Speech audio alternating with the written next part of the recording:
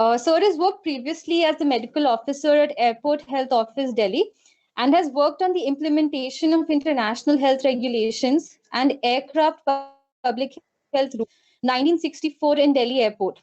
Sir has been instrumental in organizing containment operation for SARS outbreak at Delhi Airport in 2003, where India's efforts were appreciated worldwide. Sir has actively participated in the revision of the Indian Aircraft Public Health Rules 1964 and has worked in the Center for AIDS and Related Diseases and Epidemiology Division in NCDC and Disease Surveillance and Epidemiology Division under Communicable Disease Surveillance Unit of WHO CIRO. So it has experience of working at IDSP as the officer responsible for maintaining and managing the information technology network in the country. And Sir has served as a consultant at numerous international workshops, such as Sweden in the Indo-Swedish collaboration on containment of antibiotic resistance, and has also visited Thailand many times as a trainer of facilitators and as a consultant on outbreak response. Sir, I welcome you here. Thank you so much for sparing your time. Thank you. Thank you. And I'd like to thank ILBS for inviting me as one of the speakers. I'm really delighted to speak to the people who are participating over here. So let me just go. If you permit, I will be just sharing my screen. So basically, when we talk about the NPCDCS program, the evaluation. So since 1975, India responding to NCD challenge with the vertical national programs were there. And then subsequently, we had a pilot in 10 districts in 2008.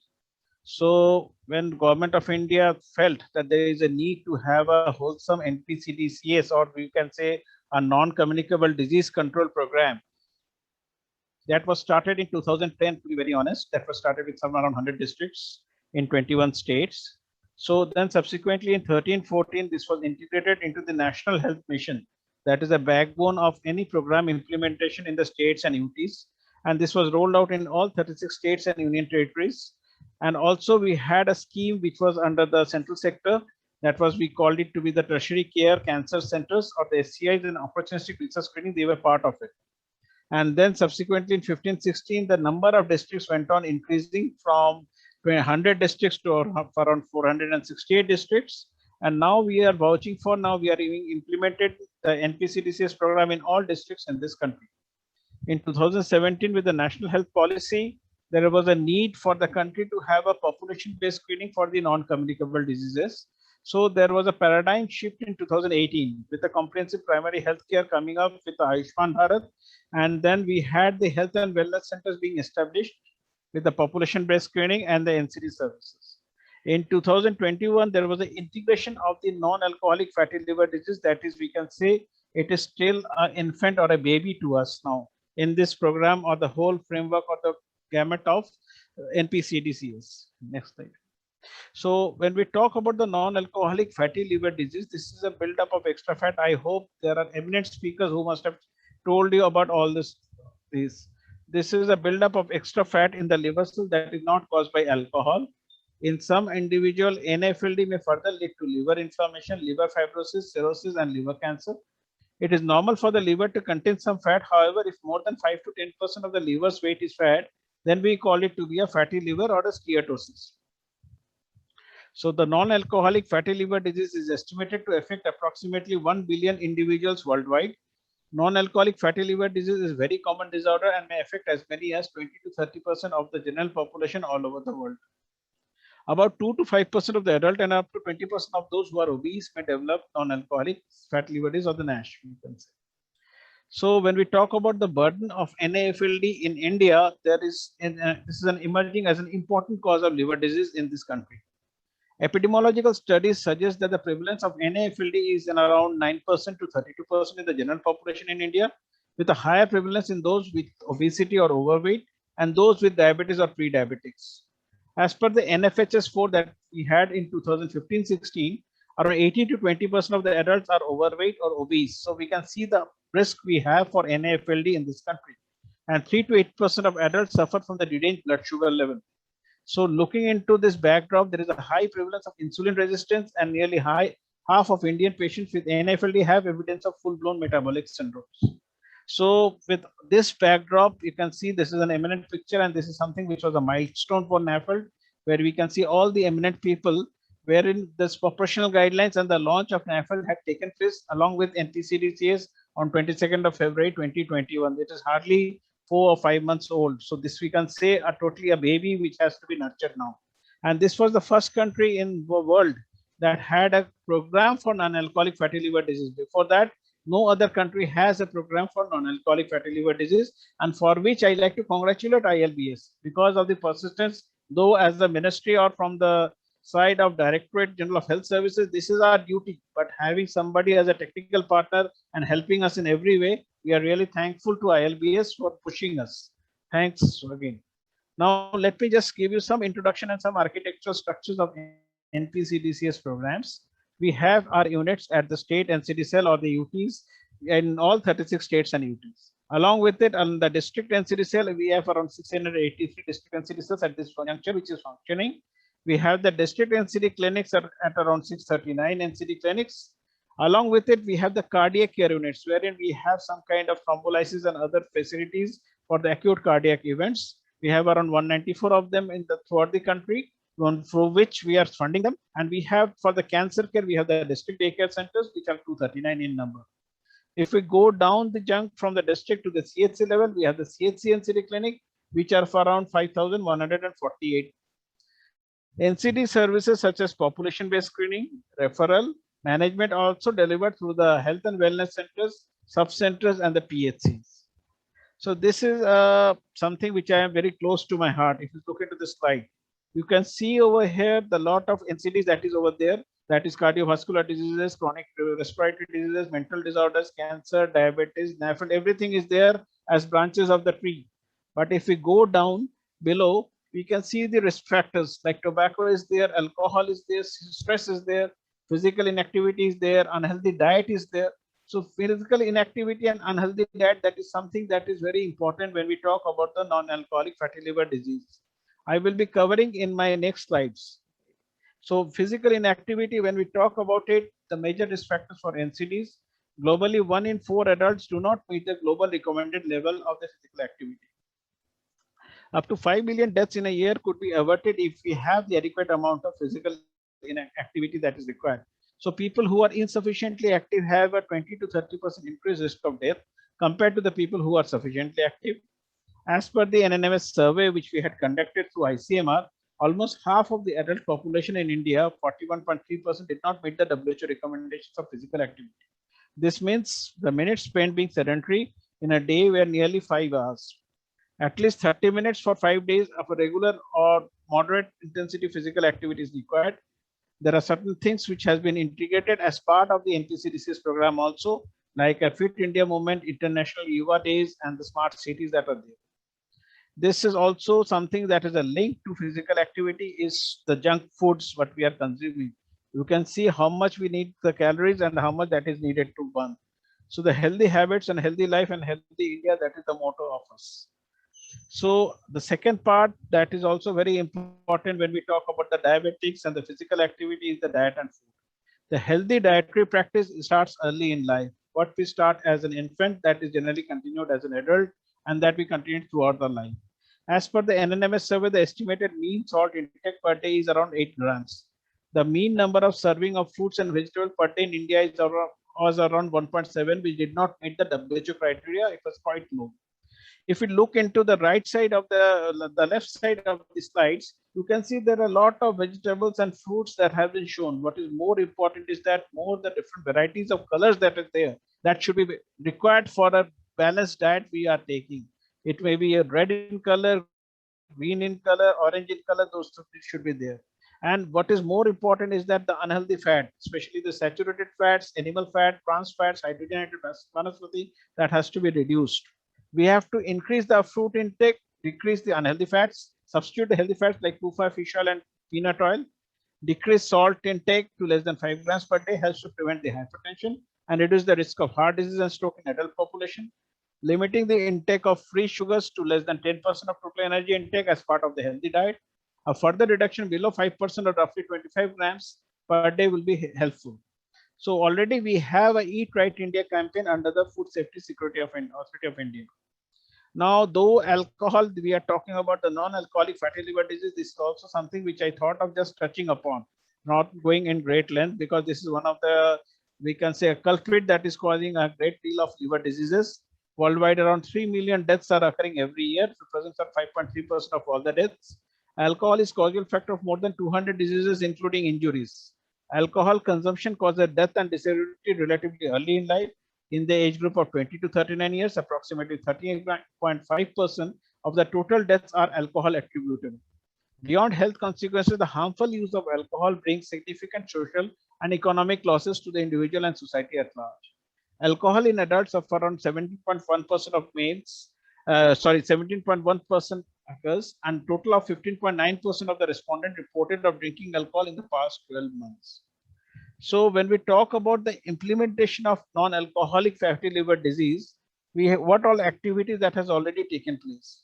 Already the distribution of operational guidelines, both in copies, were sent to the Principal Secretary and MD NHM, that is the mission directors of the non-health and national health mission of all states and union territories.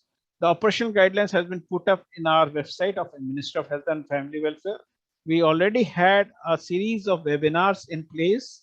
Go to the next slide, please. So some of the strategies for NFLD included the health promotion and awareness generation and promotion of healthy lifestyle, screening and early detection. That becomes very important. If we start early, we can prevent at least the progression of the disease.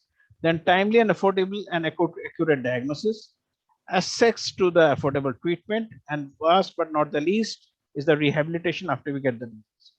So when we propose promotion and prevention activities of NFLD includes health promotion strategies may be planned to raise awareness at each level of healthcare. Mass media, made health and social media can be used to propagate the health message. International Health Days with respect to liver can be celebrated pan-India and various activities can be planned. Meeting, sensitization workshop, discussion, briefing, etc. are conducted at various levels. ANMs and medical officers can attend this meeting to propagate the messages, at least down to the subcenter and the PHC levels. Now, when we talk about the population-based screening, this is something which is unique that started along with Ayushman Bharat scheme. This was launched as a package of the comprehensive primary healthcare in 2018. Basically, what we do over here is we are screening all adult population greater than 13 years of age through the frontline health workers. Generally, what we screen is for mainly the common cancers, that is the oral, cervical, and we are doing for the breast cancers, along with we are also checking for the heart and the respiratory diseases. So these are linked with the referral support and continuity of care. This is being implemented in around 480 districts and health and wellness center as part of the comprehensive primary health care. This PBS helps in better management of diseases by early age detection and follow-up and treatment adherence. This also generates an awareness about the risk factors of the non-communicable disease amongst the population. So when we talk about the different levels of activities and what is expected are, like when we talk about the community level activities, ASHA is doing the following activities, like family enumeration to the family folders. We call it to be the community-based assessment checklist is there, which has been given to the ASHAs. This is filled up by the ASHAs is the population of 30 plus population. Generally, the family of high BP, diabetes and heart disease are referred to subcenter for after PBS. Then measurement of waist is there. If there's an increase in waist circumference of, then they have been sent to the for the higher centers at the subcenter or the PHCs. And then we also take the history, whether it is 150 minutes per week of physical activity or not, and if there are a history of consumption of alcohol, smoking, or smokeless tobacco.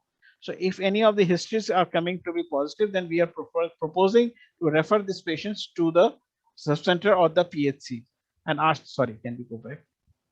So some of the proposed activities what we are also looking into is the ASHA will also are expected to do some of the proposed activities are like abdominal obesity by measuring the waist circumference. If it is 90 centimeter in men and 80 centimeter in women, greater than 90 or 80, and family history of hypertension, diabetes, coronary heart disease, liver disease, gallstone, and cancer, of which hypertension is already there, which is part of the, and diabetes is also there as part of the screening program. So we are trying to add some more in the platter so that we can get come to know about NAFL at an earlier stage. So then we talk about the sub-center level. Some of the activities that is been done is like the health promotional activities. Then ANA validates all the high-risk individuals which are referred by ASHA through the CBAC form. The abdominal obesity is again measured, and the waist circumference greater than 90 centimeter in men and 80 centimeter women are high risk. Then family history of diabetes, hypertension, heart disease, and cancer. These are of high risk people. Then obesity, BMI greater than 25 kg per meter square require training and provision by ASHA apps, because we already have an app through which the data can be fed into the system. The CBAC form is being put into the CPHCNCT app, and in this there is a subset which we call it to be the ASHA apps, and also we have an MO apps through which the data can be fed in, so that there is a continuum of care. Wherever the patient goes, this can be downloaded and people can look into the data which is fed by an earlier center. So the screening of the common NCDs like hypertension, diabetes, oral, cervical, breast cancers are being done. And if the cancer screening facilities are not available, then we explore the symptoms of cancer and refer to an higher center. Then we refer to the PSC for the further management, and data recording and reporting is done in a form 1. Basically, this is a supplementary to what we do it in the PBS. They also had a system of screening. We call it to be an opportunistic screening. In the subcenter level, generally who all patients are coming to the subcenter, the general hypertension, the people who are attending the OPDs of hypertension, diabetes, or any kind of early symptoms of cancer are being captured in a form 1, and which has been validated, or 10% of the forms are validated by the ANM. Now, some of the proposed activities under the NAFLD which have been there in our operation guidelines for the subcenter level: the screening of the common NCDs, which has already been done; abdominal obesity, which has already been done; then family history of diabetes, hypertension, and other symptom, coronary heart disease, liver disease, and gallstone.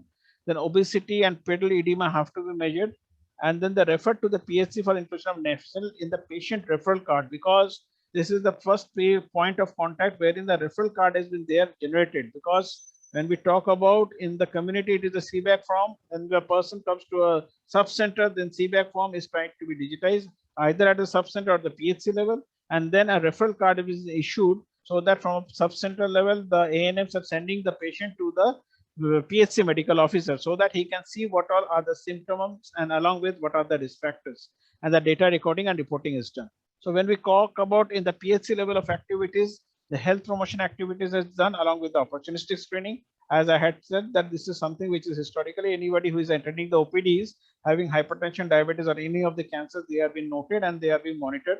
That has been going on since the beginning of the program of 2010, and we are still following that. But along with it, we have also introduced the PBS, wherein the populations are through the CBAC form. At the community level, we are taking the disease diagnosis and management.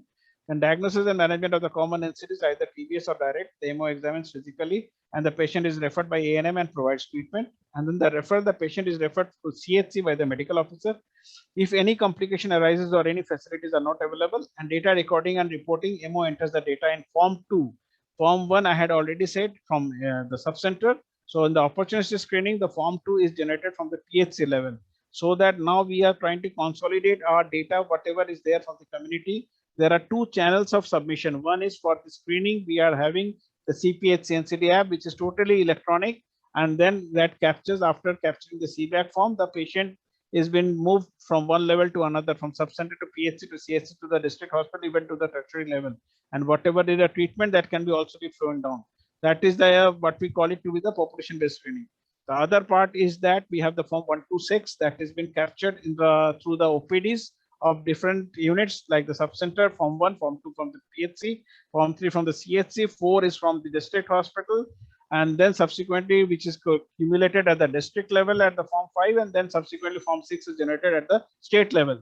That is done as an opportunistic, because it is just an opportunity when a person is visiting your clinic or your center, then you are just taking and screening them and getting the total number of patients. This is just acting as a additional data to the system. To introduce NAFLD into the PHC level, what all things we have added is that the diagnosis and management of common NCD, either through PBS or through directly, the MO will examine the patient and refer the patient who are NAFLD suspect to CHC for diagnosis of NAFLD and evaluate the advance of advanced liver fibrosis. Then refer to CHC inclusion of NAFLD in the patient referral card, because till now we had for hypertension, we had for diabetes, we had for the common cancers, but we didn't have NAFLD. So we wanted to include NAFLD into the patient referral card, so that the CHC medical officer can understand and can work upon NAFLD. Then data recording and reporting the liver report for form 2 of NPCDCS has to be included in the NAFLD, to be included, some part of it. So when we come to the CHC level, the health promotion activities, these are something which are common. I will not repeat. But then the proposed activities, what we are trying to build up for NAFLD is that diagnosis and management of common NCDs, either through PBS or direct. The CHCMO will perform the clinical examination. Because here, when we talk about a CHC, many of the CHCs in this country now are having a physician in place. Where if we look into the IPHS standards, already we have the physician in place. So what is expected is that we have to start the clinical examination, rule out other causes of chronic liver disease, like alcoholic chronic liver disease, also some of the common things which is already there. Then perform the CFT and the LFT and the CBC, because we have the laboratory facilities available over there, and input the data into the app or calculate the fibrosis score, FIB4 we call it to be, or NAFLD fibrosis score, and do the risk stratification for advanced liver fibrosis and manage the patient accordingly. Then we calculate the fibrosis, the FIB4 or the NFS score on the application, and based on the score, we can understand what is the risk of developing NAFLD in the coming days' time. Then they refer patient to the district hospital or the tertiary center for the further management of NAFLD in the patient referral card. What is required is the capacity building of the lower burn staff of ASHA, ANM, laboratory technician training, because if we are doing the fibroscan and other things, that has to be the skin, they have to be trained upon it. Then the data reporting and recording, the liver report in the form 3 of NPCDCS of opportunistic screening may be included in the coming days. When we talk about the district hospital, I'm not repeating whatever has been told. It is the place through which we are introducing the form 4, 5A and 5B of NPCDCS monthly data of opportunistic screening. What is requested is that this detailed investigation to the district hospital laboratory and management of the patient referred through PBS, management of NAFLD or referral. Suppose if we don't have a fibrinoelastic scan or some kind of ultrasonography, we can refer them to the tertiary care facility. Then risk stratification of the advanced liver fibrosis. If no activity for the same has been done at CHC, then we can do the risk stratification based upon the obesity and other risk factors, which we had already said earlier. For patient with indeterminate risk factors for advanced liver fibrosis, perform enhanced liver fibrosis test or a fibroscan, what we call it for short. Then capacity building of the medical officers and training on NAFLD. Then refer to the tertiary center for complicated cases if facilities are not available at district hospital. And inclusion of the NAFLD in the patient referral card to the higher centers. So can we go to the next slide?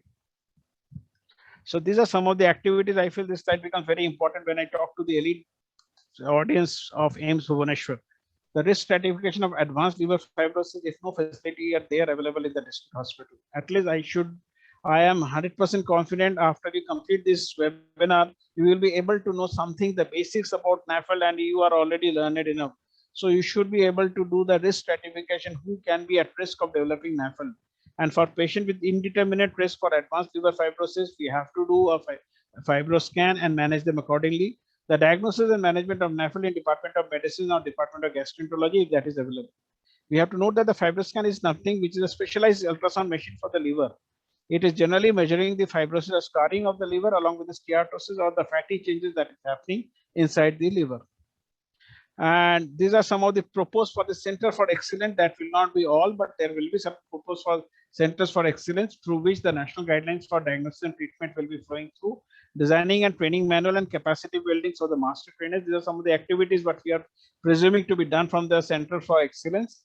Designing and disseminating information, education, communication. Develop the monitoring evaluation framework for the NAFLD component. That has to be done. And regional or state or center for excellence, this will be implementing the national guidelines for diagnosis treatment of NAFLD, adapt, translate, and dissemination of the plan for IEC. This is the basic activities. Along with it, I will just carry upon on our NPCDCS some of the actions we are doing. When we talk about NCD, it is not the health ministry or the health system that has to. It has to be we have to have whole of government, whole of society approach. In that behest, we have a national multi-sector action plan in place, wherein we have emphasized what are the roles and responsibilities of different sectors, different ministries, different divisions of the ministry also. So when we talk about the national multi-sector action plan, the vision is all Indians enjoy the greatest attainable status of health, well-being and quality of life at all ages, free of preventable NCDs, avoidable disability and premature death. The basic goal is to reduce preventable morbidity, avoidable disability and premature mortality due to NCDs in India. Can we go to the next slide? Some of the strategic key outcomes are integrated multi-sectoral coordination. We have to join hands between the whole of society. Basically, we cannot just pull it upon, so that we can establish a platform for multi-sectoral collaboration and attainment of commitment to health and all policies. We have to talk about health promotion, through which we are acting as the nodal agency with the reduction of the risk factors for NCDs, especially for the unhealthy diet.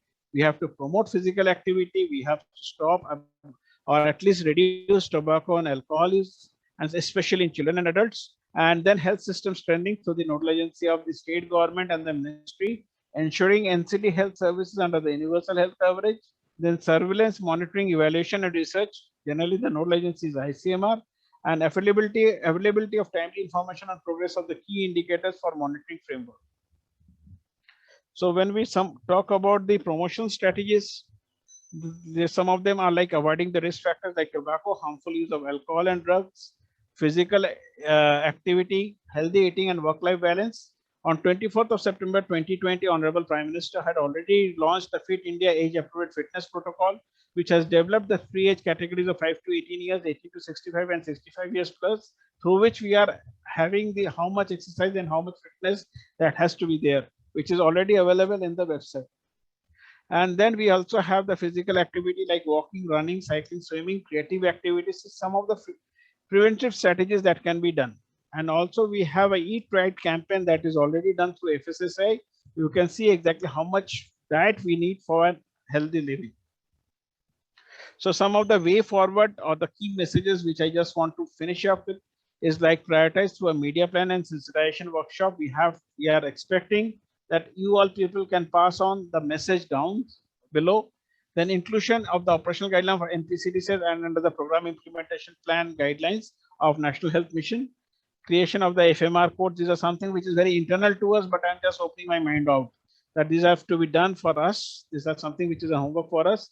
Monitoring through the program implementation plan, ensuring the equipment, diagnostic medicines are available for NAFLD, capacity building at various levels in a cascade manner, so that integrating with the existing one, and monitoring through the population-based training formats. And we can pilot in some of the districts and scale up gradually. So you will be the messengers for training people down below so that we can start the activity as and when we are ready with. I feel that was the last slide from my side. And I'm just once again, I like to thank each and every one of you for giving a patience here. Thank you.